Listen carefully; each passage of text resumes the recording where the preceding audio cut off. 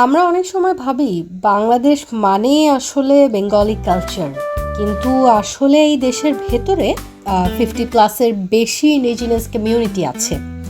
আর এই মিউজিয়ামটা ওই ডাইভার্সিটিটাই শো করে এখানে। এই মিউজিয়ামটা আমি যতদূর জানি এটা এস্টাবলিশ করা হয়েছিল 1965-এ, আর এটাই একমাত্র এথনোলজিক্যাল মিউজিয়াম বাংলাদেশে। অলমোস্ট এখানে 20 থেকে 25টা ডিফারেন্ট এথনিক গ্রুপসের কালচার শোকেস করা আছে। আর তাছাড়া বাংলাদেশ ছাড়াও কিছু ফরেন ট্রাইবসের লাইফস্টাইলের এক্সাম্পলও এখানে আছে। বেসিক্যালি এখানে আসলে বোঝা যায় যে আমাদের দেশ আসলে কালচারালি কতটা rich. Hi guys, it's me Asra. Actually হচ্ছে আমি এখন আসছি, এটা হচ্ছে জাতিতাত্ত্বিক জাদুঘর। তো আসলে কোনো প্ল্যান ছিল না যে আসবো আজকে ঘুরবো বা কোনো কিছু এখানে, মানে আসার আসলে কোনো প্ল্যান ছিল না। আমার এদিকে একটু কাজ ছিল, তো ভাবলাম অনেকদিন পরে যেহেতু বের হয়েছি একটু ঘুরে টুরে যাই। তো আজকে পহেলা নববর্ষ, আমাদের পহেলা বৈশাখ। তো এই জাতিতাত্ত্বিক জাদুঘরটা যেহেতু আসা হচ্ছে সেহেতু আপনাদেরকে আমি ঘুরে দেখাবো। তো আজকে হচ্ছে একটু আগে আপনারা দেখলেন যে ওনাদের বিভিন্ন ধরনের ফ্রি বেঙ্গলি ফুডস যেগুলো আছে ওগুলো ওনারা এখানে ফ্রিতে আজকে আমাদেরকে অফার করছে। তো ওখান থেকে আমি কিছু জিনিস নিয়েছি। এই যে আপনারা এখানে দেখতে পাচ্ছেন, এখানে কিছু সুইটস আছে। এটা হলো নারকেলের নাড়ু। আমি একটু টেস্ট করে দেখি। সো মাচ ডিলিশিয়াস, মজা। একটু কেমন একটা কোকোনাটি, একটা সুন্দর ফ্লেভার, ভালো। এটা মোস্ট প্রবাবলি এটা হচ্ছে দেখো তিলের নাড়ু।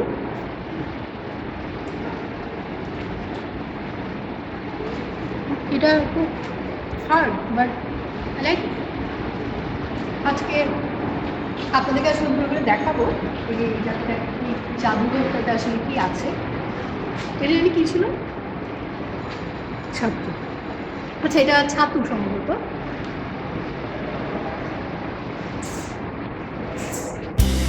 এটা আমার কাছে ব্যাপারটা ভালো লাগে, বাট এটা মজা। যেটা অ্যাকচুয়ালি তিলের নাড়ু, এটা ভালো। আমি যে একটু সাজবো বা একটু রেডি হবো, আসলে ওইটারও কোনো প্ল্যান ছিল না। এই কারণে আমাকে খুব রেস্টুরেন্ট দেখা যাচ্ছে, আর বাইরে প্রচণ্ড গরম, যার কারণে আসলে আমি এত পরিমাণ আমার সোয়েটিং হয়েছে যে আসলে আমার দেখতেই খুব বাজে লাগতেছে আজকে। যাই হোক, এনিওয়ে আপনারা সবাই আমার সাথে থাকবেন, দেখি আপনাদেরকে আমি কতটুকু দেখাতে পারি।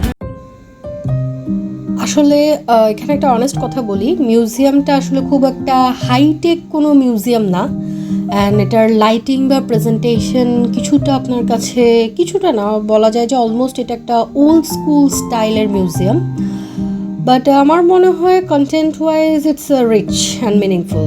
অ্যান্ড আপনি যদি আসলে খুব এস্থেটিকনেস মানে ফিল করতে চান বা খুব এস্থেটিক ভাইবস আপনাদের দরকার পড়ে, তাহলে আমি বলবো যে এটা আসলে মেবি খুব বেশি এভারেজ লাগবে। বাট যদি আপনার মনে হয় যে না, আমি আসলে কিছু শিখবো, কিছু শিখতে চাই বা আমি কিছু জানতে চাই, আমার কিছু নলেজ গেদার করার দরকার, সেই ক্ষেত্রে আমি বলবো ইউ লাভ ইট। এটা আসলেই শেখার জন্য, জানার জন্য। এবং আপনি যদি শিখতে, জানতে এবং দেখতে একই সাথে চান, তাহলে আমি অবশ্যই বলবো আপনারা এই মিউজিয়ামটাতে জীবনে কখনো একবার হলেও আসবেন। শেখার মতো আসলে এখানে অনেক কিছু আছে। আপনি এখানকার যে মডেলসগুলো আছে, আমার কাছে বেশ ভালো লেগেছে এই মডেলসগুলো দেখে। এখানে আসলে খুব ক্লিয়ার একটা লাইফস্টাইল আইডিয়া পাওয়া যায়। বলা যায় যে মানে আপনি বুঝতে পারবেন, আপনি একটা আইডিয়া করে নিতে পারবেন যে আসলে এই জাতিগোষ্ঠীর মানুষগুলো আসলে কিভাবে জীবনযাপন করতো বা করে আসছে, এরা এখনও করছে। এখন তো অনেক কিছু আপডেট হয়েছে, অনেক কিছু মডার্ন লাইফস্টাইলের কারণে চেঞ্জ হয়েছে। তো অ্যাকচুয়ালি আসলে এই জাতিগোষ্ঠীগুলো কেমন, বা আমাদের ক্ষুদ্র জাতিসত্তার মানুষ যারা, বা আমাদের আসলে যারা আদিবাসী আছে তাদের লাইফস্টাইলটা কেমন, এই ব্যাপারে খুব ভালো একটা ধারণা পাওয়ার জন্য আপনারা এই মিউজিয়ামটাতে অবশ্যই আসতে পারেন। এখন যদি আমরা বাংলাদেশের এথনিক গ্রুপস নিয়ে কথা বলি, তাহলে সবচেয়ে বেশি যেগুলো হাইলাইট করা আছে সেগুলোর মধ্যে আছে চাকমা, মারমা, ত্রিপুরা, গারো ও সাঁওতাল। আসলে প্রতিটা জনগোষ্ঠীর কালচার একদমই আলাদা। যেমন চাকমাদের যে ট্রেডিশনাল ড্রেস আছে ওগুলো বেশ কালারফুল, আবার তাদের লাইফস্টাইল অনেকটা পাহাড়ি নেচারের সাথে কানেক্টেড। আর যারা মারমা আছে ওরা বুদ্ধিস্ট ইনফ্লুয়েন্স অনেক বেশি ওদের লাইফে। তাদের পোশাক, ঘরের ডিজাইন, ইভেন লাইফস্টাইলও ওগুলো আসলে রিফ্লেক্ট করে। আপনারা পুরো ভিডিওটা যদি আসলে খেয়াল করেন, এখানে আমি বিভিন্ন এথনিক কালচারগুলোকে ট্রাই করেছি যতদূর সম্ভব কভার করার। এখানে প্রতিটা যে শোকেসগুলো আছে ওগুলোর উপরে লেখা আছে যে কোনটা আসলে কোন কালচার থেকে বিলং করছে।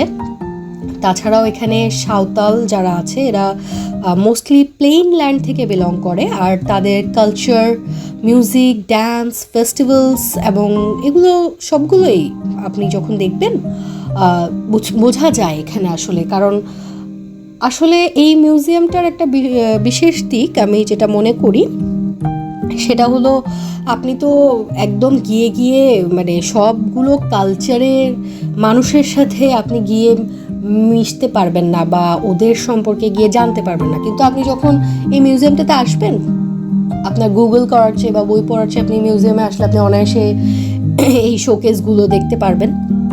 দেখলে আপনার একটা ভালো আইডিয়া হবে যে আসলে প্র্যাকটিক্যালি আসলে ওরা দেখতে কেমন। কারণ এখানে ওদের লাইফস্টাইল নিয়ে বেশ কিছু এখানে মডেল তৈরি করা আছে।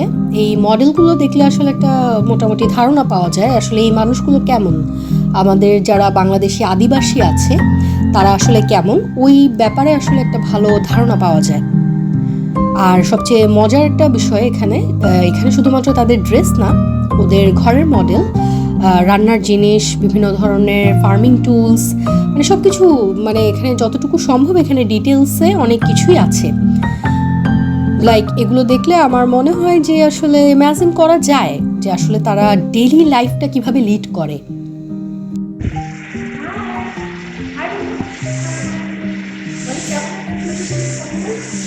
তোমরা ভালো আছো? কার সাথে এসেছো? কার সাথে বেড়াতে এসেছো? বাবার সাথে? তুমি কেমন আছো? কালে কি সুন্দর।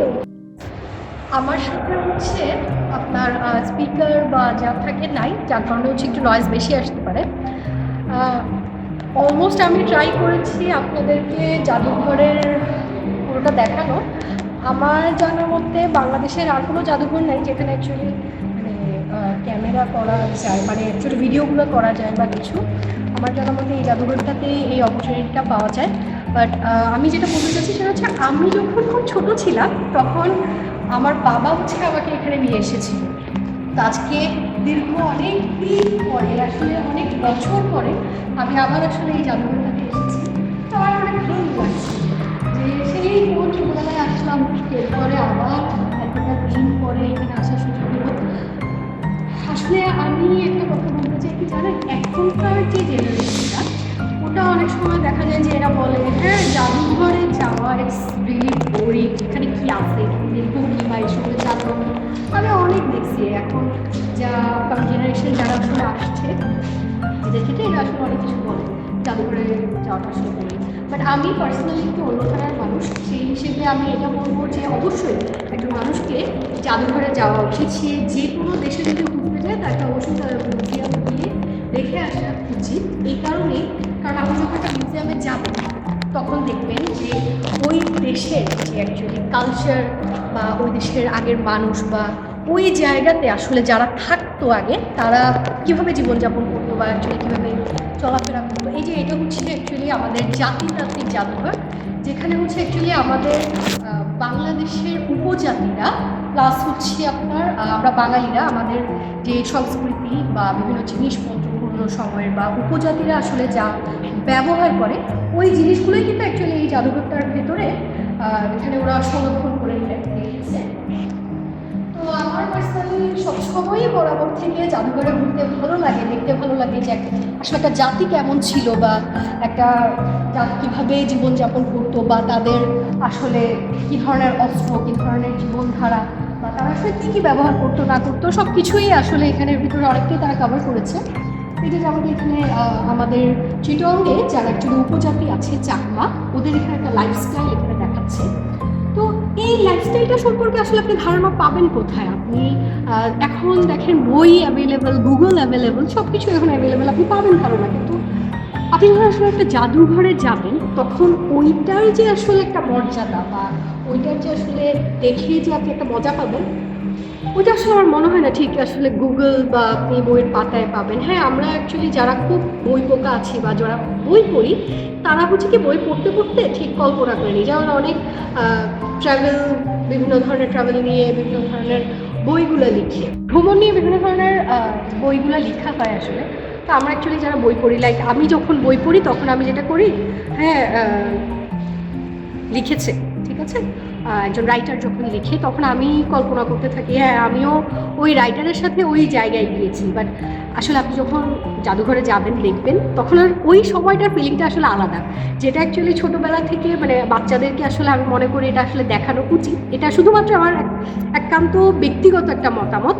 এখানে আমি বলছি না যে আপনাদেরকে এটা করা লাগবে বা এটা সবাই করে, এটা আসলে আমার একান্ত ব্যক্তিগত মতামত। এবং ছোটোবেলা থেকে আমার বাবা মা আসলে এই জিনিসটা করে এসেছে, যার কারণে হয়তো হিস্ট্রির প্রতি বা আসলে পড়ার প্রতি বা বই পড়া, হিস্ট্রি, মিউজিয়াম এগুলোর প্রতি আমার আগ্রহটা এখান থেকেই হয়তো শুরু। আমি অন্তত পার্সোনালি এটাই মনে করি, আপনারা যদি কখনো মনে করেন যে না আসলে আমাদের বাচ্চাদেরকে জাদুঘরে ঘুরে দেখানোটা উচিত, তাহলে আপনারাও পারেন, নিয়ে আসতে পারেন আপনাদের বাচ্চাদেরকে। বা যেমন সারা বাংলাদেশে আমাদের অনেকগুলো মিউজিয়াম আছে, তার ভিতরে চিটংয়ে আমাদের এই জাতিতাত্ত্বিক জাদুঘরটা আছে। তো আমি চেষ্টা করেছি আসলে যতটুকু সম্ভব দেখানোর। এখন আমরা বেরিয়ে যাচ্ছি, সম্ভবত বন্ধ করে দেবে। তো পরে অন্য কোনো ভিডিওতে দেখা হবে, অন্য কোনো ব্লগে দেখা হবে। And I am literally sorry, আসলে আমি একদম প্রিপারেশন ছাড়া ভিডিওগুলো করেছি। আপনারা তাও দেখবেন, আমার চ্যানেলটা সাবস্ক্রাইব করবেন। আল্লাহ হাফেজ।